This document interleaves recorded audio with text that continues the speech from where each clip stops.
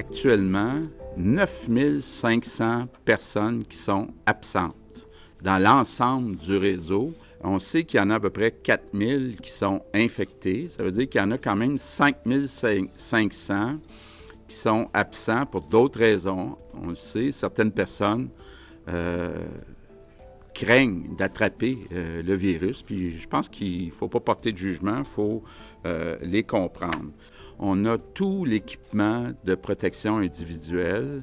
Puis il y a des directives claires qui sont envoyées partout là, pour ne prendre aucune chance, aucun risque pour votre sécurité. Donc, je vous le demande, là, on a besoin de vous. Le réseau ne peut pas fonctionner avec 9 500 personnes absentes. Les primes de 4 et 8 % qui devaient se terminer le 30 avril vont se prolonger jusqu'au 31 mai. Donc, je comprends que ce n'est pas nécessairement une question d'argent, mais quand même, c'est comme une reconnaissance qu'on vous donne. Quand on dit qu'on va annoncer un plan la semaine prochaine, il n'y a rien qui va réouvrir la semaine prochaine. Là, ça va juste être un calendrier pour les semaines suivantes. On a actuellement un virus qui est très puissant. Si une personne infecte 2 personnes, les 2 personnes infectent 4, 8, 16, 32, 64.